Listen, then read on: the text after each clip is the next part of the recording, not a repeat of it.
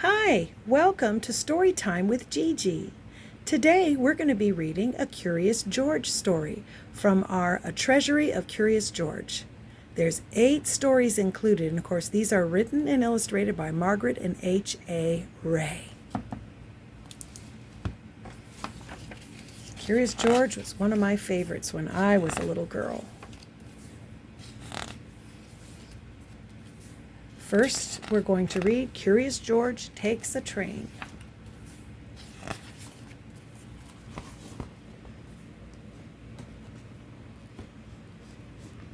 This is George.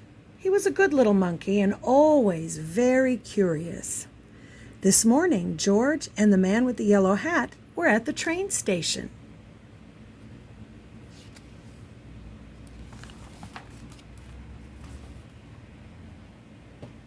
They were taking a trip to the country with their friend, Mrs. Needleman. But first, they had to get tickets.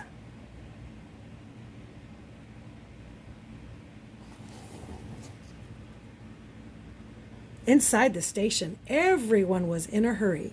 People rushed to buy newspapers, to read, and treats to eat. Then they rushed to catch their trains.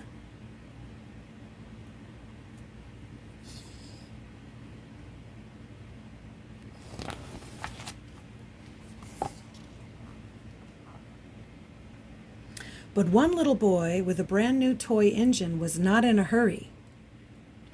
Nor was the small crowd next to him. They were just standing in one spot, looking up. George looked up too.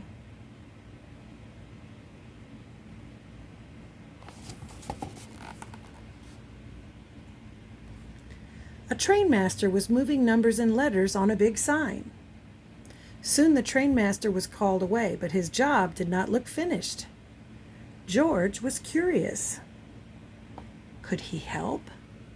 There's George, being curious. Oh no.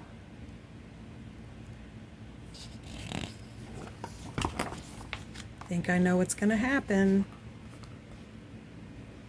George climbed up in a flash.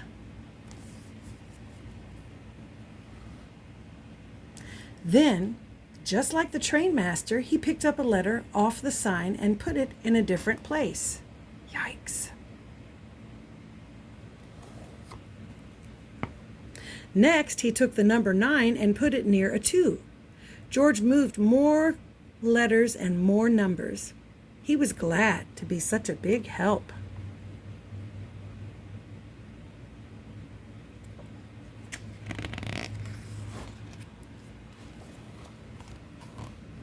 "Hey!" yelled a man from below. "I can't tell when my train leaves."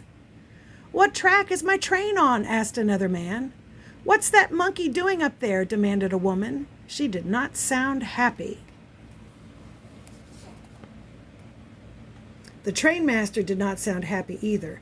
"Come down from there right now," he hollered at George. Oh no.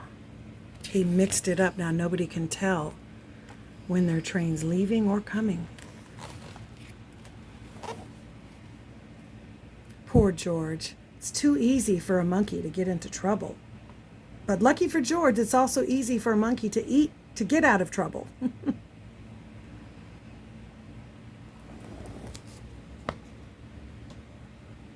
Right then the conductor shouted, "All aboard!" A crowd of people rushed toward the train. George simply slid down the pole.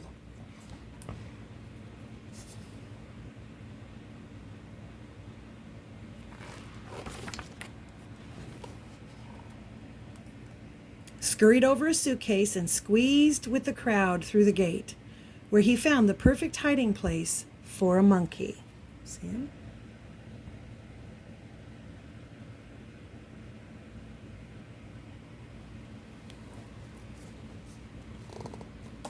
The little boy with the toy engine also ran through the gate. "Look, Daddy," he said, "a train." Of course, there's George hiding in the trash. His father looked up. "Come back, son," he yelled. "That's not our train." There's the dad.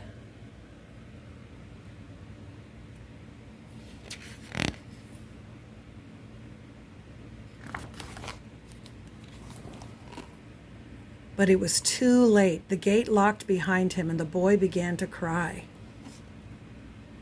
George peeked out of his hiding place. He saw the boy's toy roll towards the tracks, and the boy ran after it. Oh no! He could fall off onto the tracks and get hurt.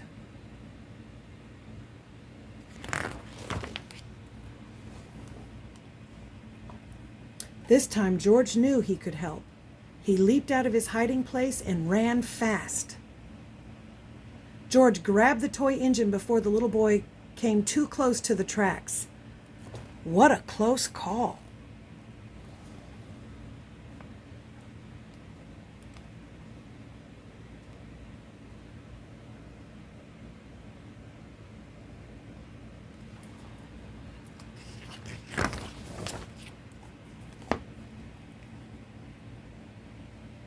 When the trainmaster opened the gate, the boy's father ran to his son. The boy was not crying now. He was playing with his new friend.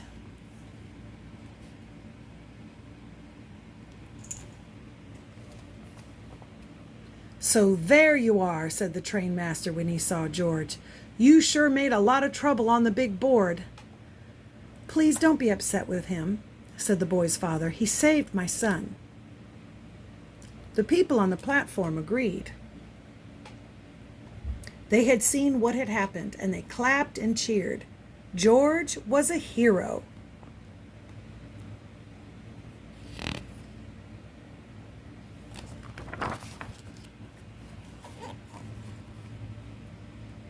Just then the man with the yellow hat arrived with Mrs. Needleman. "It's time to go, George," he said. "Here comes our train." "This is our train, too," the father said. The little boy was excited. "Can George ride with us?" he asked. That sounded like a good idea to everyone, so the trainmaster asked the conductor to find them a special seat.